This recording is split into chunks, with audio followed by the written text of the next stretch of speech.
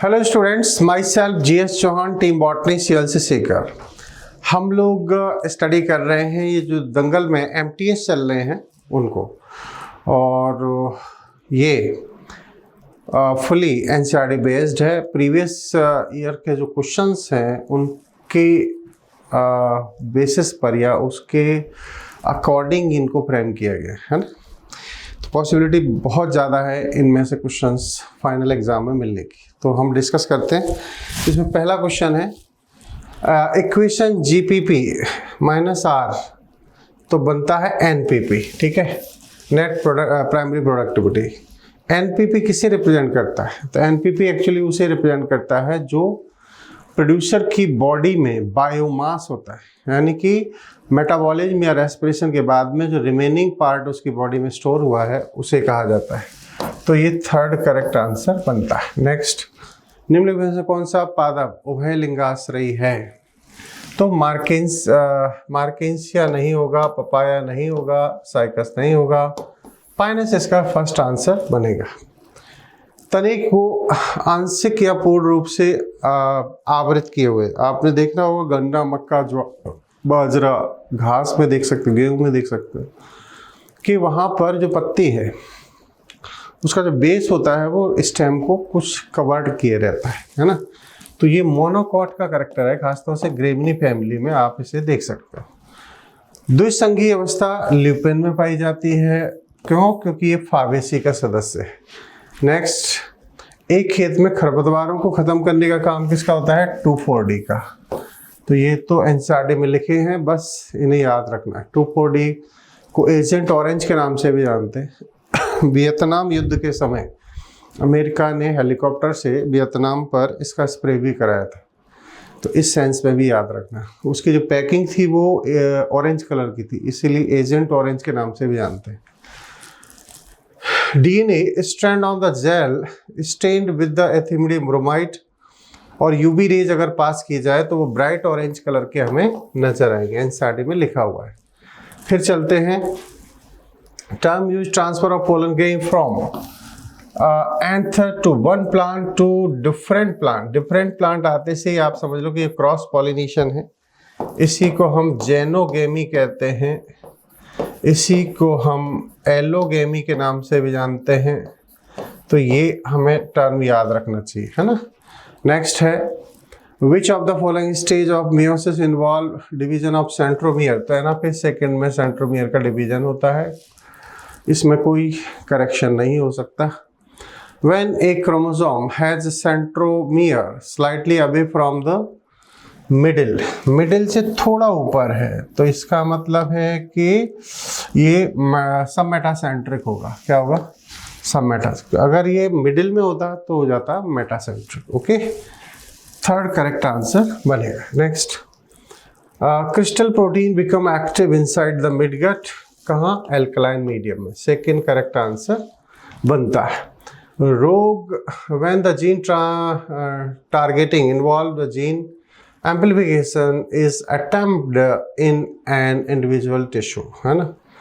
तो जब gene therapy के जरिए हम हेल्दी जीन को डिफेक्टिव जीन के रिप्लेसमेंट में यूज करते हैं तो हम उसे जीन थेरेपी कहते हैं।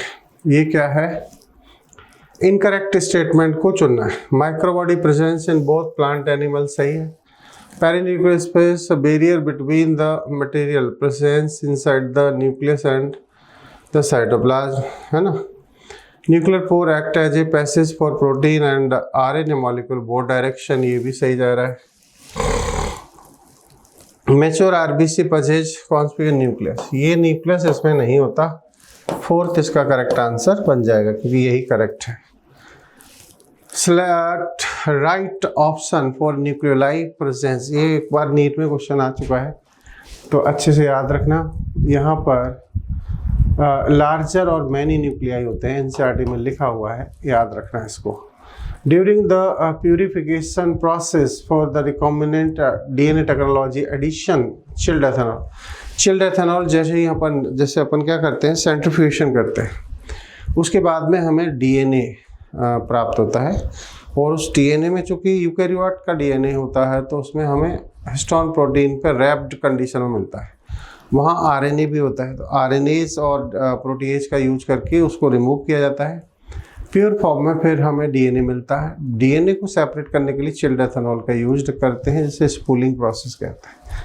तो यहाँ पर आउट है ना, तो क्या डीएनए आउट होगा during the preparation process recombinant DNA addition chilled ethanol. Chilled ethanol डालते हैं तो डीएनए सेपरेट होता है ना।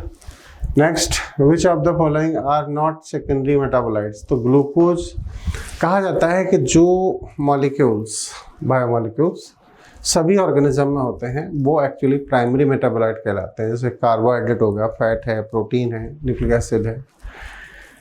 लेकिन जो स्पेसिफिक होते हैं कुछ पर्टिकुलर प्लांट में ही हमें मिलते हैं या फंगस में मिलते हैं, तो हम उन्हें फिर सेकेंडरी मेटाबोलाइट के नाम से जानते हैं, है ना। तो याद रखना, फर्स्ट इसका करेक्ट आंसर बनेगा। Next, which of the following algae contain mannitol. ये एक्टोकार्पस में होता है, कोई डाउट ही नहीं है। गैमा आपके मार्किंसिया में मिलेंगे, थर्ड इसका करेक्ट आंसर होगा। Next, which of the following statement not correct. Not correct, pyramid of biomass in sea generally upright. तो यही गलत हो गया क्योंकि इन्वर्टेड होता है। इन्वर्टेड, ये ठीक है। फर्स्ट करेक्ट आंसर बनेगा क्योंकि नॉट करेक्ट पूछा है। Plant follow different pathways in response to environment और फेजेस ऑफ लाइफ। इसे अपन प्लास्टिसिटी कहेंगे, ठीक है। एक्चुअली क्या होता है, डिफरेंट एसेज, जुवेनाइल हो गई, एडल्ट हो गई, उसमें वो अलग अलग शेप दिखा सकते हैं, या फिर अलग अलग इन्वायरमेंट में एक ही स्पीसीज का प्लांट अलग अलग स्ट्रक्चर दिखा सकता है। क्यों? क्योंकि उसने पर्टिकुलर इन्वायरमेंट के लिए अपने आप को अडॉप्ट किया होता है ना। तो इसे अपन कहेंगे प्लास्टिसिटी। नेक्स्ट, कंपटीशन में क्या होगा, माइनस माइनस होगा, सेकंड करेक्ट आंसर होगा। नेक्स्ट है कि पोर्शन ऑफ द जीन, जैसे ये होता है, इसमें एक एक्सॉन रीजन होता है, एक इंट्रॉन रीजन होता है। इंट्रॉन एक्चुअली इनएक्टिव पार्ट, तो ट्रांसक्राइब तो होगा, एचएनआरएनए बनेगा, लेकिन वो ट्रांसलेटेड नहीं होगा, यानी कि प्रोटीन का फॉर्मेशन नहीं करेगा, तो वो होगा इंट्रॉन, ठीक है। Next, genera like the selaginella salvinia produce two kind of spores such as plant known as heterosporous. तो थर्ड करेक्ट आंसर बन जाएगा। At the time of hedge making, मतलब झाड़ियों को की कटिंग है ना, या टी प्लांटेशन में किसका यूज करोगे, साइटोकाइनेन। क्यों? क्योंकि हमें ब्रांचिंग चाहिए, हमें एक्सिलरी बट को एक्टिवेट करना होता है, तो साइटोकाइनेन बेस्ट आंसर है।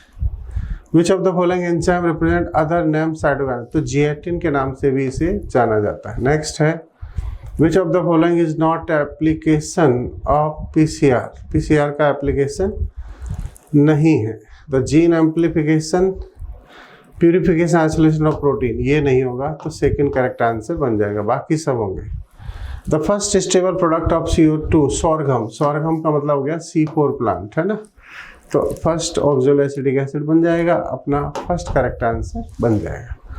Which of the following algae produce agar agar. तो अपनी रेड एल्गी प्रोड्यूस करती है, कोई डाउट ही नहीं है। नेक्स्ट, इसमें है, तो आप देख लो, प्रोटोप्लास्ट फ्यूजन किस में है, टोमेटो में होता है। प्लांट टिश्यू कल्चर, तो मेरिस्टेम कल्चर, मेरिस्टेम कल्चर में आप वायरस फ्री प्लांट ले सकते हो, है ना। और प्लांट टिश्यू कल्चर तो टोटिपोटेंसी हो जाएगा, माइक्रोसोमा क्लोन हो जाएंगे।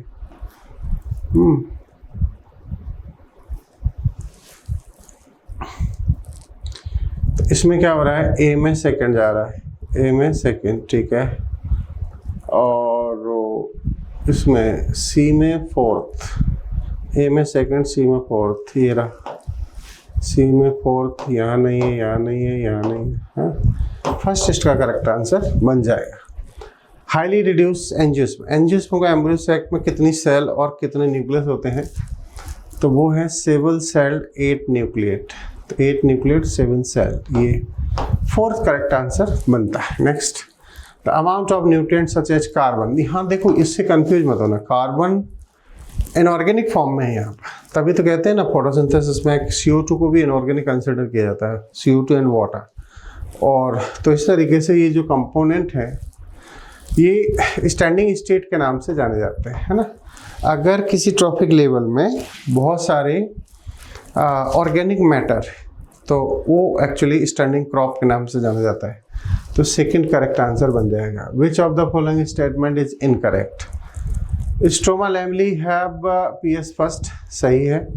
ग्रेना लैमली हैव बोथ, सही है। Cyclic formation involve PS first, ये साइक्लिक में सिर्फ पीएस फर्स्ट यूज होता है, सेकंड यूज नहीं होता, तो थर्ड अपना करेक्ट आंसर बनता है। Identify the correct statement. RNA polymerase bind to the rho factor, correct पूछा है ना, तो यही आंसर बनना है। Coding DNA transcribe as copy नहीं, क्योंकि वो टेम्पलेट होता है ना, इसको नॉन कोडिंग कहते हैं। करेक्टर प्रोक्रियोट का नहीं है, ये यूकैरियोट का करेक्टर है। ये भी गलत है क्योंकि 5 डेज एंड पर कैपिंग होती है। Next, which type of micro organism are use during the time of biogas production in sludge digester? Anaerobic bacteria यहाँ पर यूज होंगे। Next, what is the role of RNA polymerase processed transcription in eukaryotes? Eukaryote में ये अपना tRNA, third किस बनाएगा? TRNA को बनाएगा, आरआरएनए को एसएनआरएनए, याद रखने वाली चीज है। नेक्स्ट है, which of the following is correct for initial dicot root? तो देखो, इनिशियल डाइकोट रूट क्या होती है? ये इस टाइप के एग्जैक्ट पोजीशन को शो करती है, ठीक है। अब इसमें फ्लोएम ये पोर्शन हो गया, है ना। अभी आपको कैम्बियम नजर नहीं आ रही, हाँ, लेकिन एग्जैक्ट कंडीशन जरूर होगी, कोई भी रूट हो, है ना। तो प्रेजेंस ऑफ कैम्बियम नहीं है, अभी नहीं है, बाद में बनेगी। एग्जैक्ट वेस्कल बंडल ये सही है। ओपन तो तब कहोगे जब प्रेजेंस हो किसकी? कैम्बियम की। इसीलिए ये आपका मोर करेक्ट आंसर बनता है सेकंड। ऐसे in some members of which of the following pair pollen grain vival months? देखो 30 मिनट तक तो रहते हैं ग्रासेज में, कुछ मोनोकॉट में, लेकिन कुछ महीनों तक हो सकते हैं। पोएसी में नहीं होंगे, पोएसी की वजह से कट कर दो, थर्ड आंसर लगा दो, है ना। तो इसमें आती है अपनी Rosaceae, Leguminosae and Solanaceae. Which of the following statement is correct? Fusion of protoplasm between two motile non-motile gamete, ये सही है। फर्स्ट इसका करेक्ट आंसर बनता है। Next, nowadays it is possible to detect mutate gene cancer causing, है ना। Mutate gene को हम आइडेंटिफाई कर सकते हैं, एम्ब्रियोनल कंडीशन में भी आइडेंटिफाई कर सकते हैं। एम्ब्रियो से एक सेल लो और सारी जो डीएनए फिंगरप्रिंटिंग प्रोसेस है उसको फॉलो करो। बाद में फिर इसे अग्रो जेल से इन जीन को नाइट्रोसेलुलर फिल्टर पेपर ले जाओ, वहाँ फिर एक्सरे पास करो, ऑटो रेडियोग्राफी करो, तो वहाँ पर वो जीन जो म्यूटेट हो चुकी है उसके लिए वो प्रॉप कॉम्प्लीमेंट्री नहीं होगा, तो हाइब्रिड ही नहीं होगा। और जब हाइब्रिड नहीं होगा तो फिर फोटोग्राफी फिल्म पर उसका फिगर नज़र नहीं आएगा, है ना।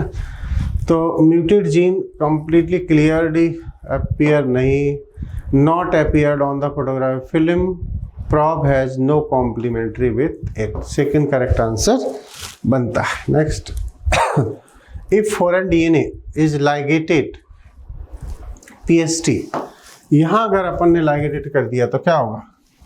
इसका मतलब है कि आपने AMPR है, यहाँ PST फर्स्ट होता है और यहाँ PVU फर्स्ट होता है। ये आपने इसका यूज किया है तो यहाँ पर आपने फॉरेन डीएनए कोई डाल दिया, इसका मतलब है आपने AMPR को डिस्टर्ब कर दिया। अब अगर इसको बैक्टीरिया में ले जाओगे तो ये बैक्टीरिया एम्पिसिलिन के लिए सेंसिटिव हो जाएंगे, है ना। तो फिर उस मीडियम में ये बैक्टीरिया सर्वाइव नहीं करेंगे। तो यहाँ medium contain non recombinant can grow on, non recombinant, recombinant देखो रिकॉम्बिनेंट अब एम्पिसिलिन में ग्रो नहीं कर सकते, तो नॉन रिकॉम्बिनेंट जो बैक्टीरिया हैं वो एक्चुअली टेट्रासाइक्लिन मीडियम में ग्रो कर जाएंगे, तो सेकंड करेक्ट आंसर हो जाएगा। Next, which of the following statement is incorrect? यहाँ है 1 मॉलिक्यूल NADP गिव्स राइज, ये गलत हो गया, यहीं पर इनकरेक्ट पूछा है, फर्स्ट आपको करेक्ट आंसर मिलता है। नेक्स्ट है DNA fingerprint involve identification different in some specific regions in DNA।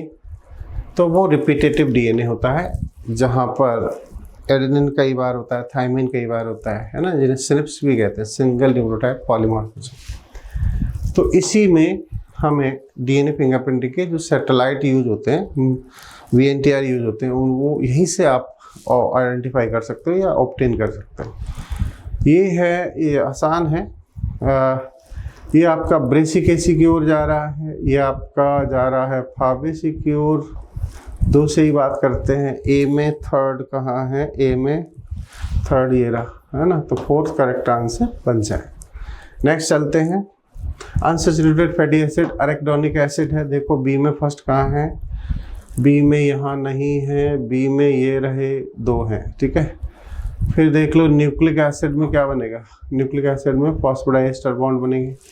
तो सी में सेकंड देख लो, सी में सेकंड ये रहा, इसका मतलब फोर्थ करेक्ट आंसर अपना बनता है। Next, which stage of meiotic prophase so the synaptonemal. Zygotene में सिनेप्टोनेमल कॉम्प्लेक्स का फॉर्मेशन होता है, आपने कई क्वेश्चनों में इसको किया होगा। Which enzyme is responsible for the conversion of inactive fibrinogens to ये रेनिन, ये जूलॉजी का है। फिर है आइडेंटिफाई इनकरेक्ट पेयर। टॉक्सिन नहीं होते, टॉक्सिन एब्रिन रेसिन होते हैं, तो ये इनकरेक्ट पेयर हो गया फर्स्ट, बाकी सब सही है। यहाँ पर देखा जाए तो ईस्ट स्टेटिन हो गई, ये है इसका कंट्रोल पॉल्यूशन। याद रहे सीडोमोनास पिटूटा एक जेनेटिक इंजीनियरिंग से बना हुआ बैक्टीरिया है जो समुद्र के ऊपर पेट्रोलियम प्रोडक्ट के पॉल्यूशन को कंट्रोल करने के लिए बनाया गया है, ठीक है, याद रखना काफ़ी इंपॉर्टेंट है। तो सी में सेकंड देखते हैं कहाँ है? सी में सेकंड, नो नो नो, सी में, हाँ सी में second,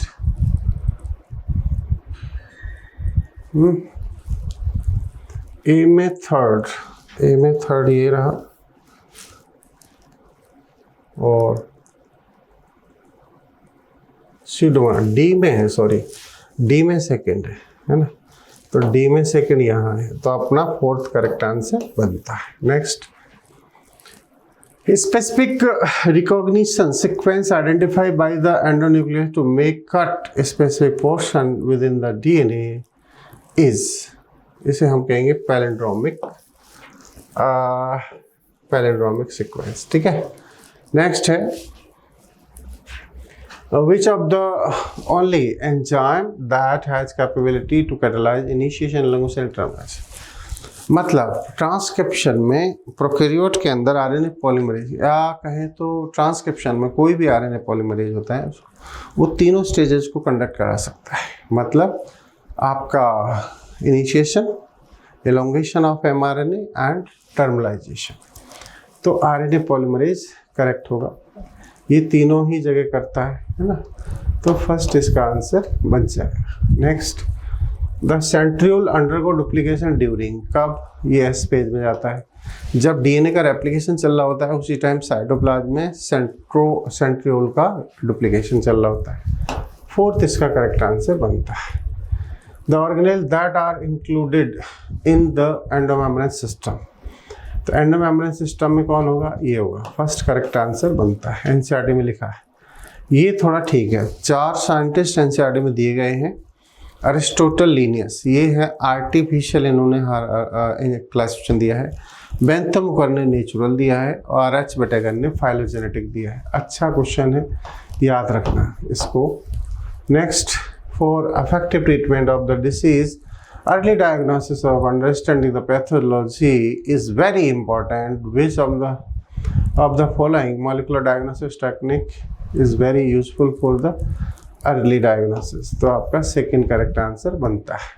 During the process of gene amplification PCR, if very high temperature is not maintained in the beginning, then which of the step affected? तो डीनेचर, देखो डीनेचर होता है 92 डिग्री पर, है ना।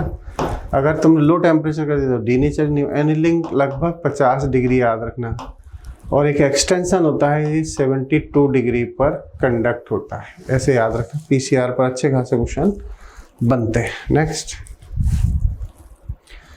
एक फ्रूट फ्लाई है, क्रोमोसोम है, अर्ली सेल इंटरफेज में है, नंबर ऑफ क्रोमोसोम G1 में कितने होंगे? What would be the number of chromosome after S? देखो एस जो होता है ना, क्रोमोसोम का नंबर लगभग सेम ही होता है, मतलब सेम ही रहता है। साइंस चार्टी कहती है डीएनए का अमाउंट घटता या बढ़ता है। ये बात अलग है कि समरी में कह रखा है क्रोमोसोम का नंबर भी बढ़ता है, तो बच्चे उससे कंफ्यूज अक्सर होते रहते हैं। सेम ही रखना है ना। विच of the following RNA is not required for synthesis of protein? HNRNA को आप प्रोटीन नहीं बना सकते, उसमें प्रोसेसिंग करनी पड़ेगी, कैपिंग, टेलिंग, स्प्लाइसिंग, उसके बाद mRNA में कन्वर्ट होगा और वो प्रोटीन में पार्टिसिपेट करेगा। नेक्स्ट है, गुआवा और कैलोट्रोपस में कौन सी फिलोटैक्सी पाई जाती है? दोनों में अपोजिट फिलोटैक्सी हमें देखने को मिलती है। नेक्स्ट है ये, following are the statement with refer to lipid, lipid having only single bond called unsaturated. ये गलत हो गया, ठीक है। अनसैचुरेटेड उसको नहीं कहेंगे, इसमें डबल बॉन्ड भी होना चाहिए। लेसिथिन फॉस्फोलिपिड है, सही है। इसे ग्लिसरॉल कहेंगे, सही है। पामेटिंग में 20 नहीं होते हैं, गलत हो गया। इसमें 20 होते हैं, 16 लिख दिया है, गलत हो गया। तो 2 20 ही सही हो रहे हैं, इसमें सेकंड करेक्ट आंसर जाएगा। नेक्स्ट, ओके, हमारे बॉटनी के यहीं तक हैं। उम्मीद करते हैं ये सारी बातें आपने बहुत अच्छे से क्लैरिफाई की होंगी।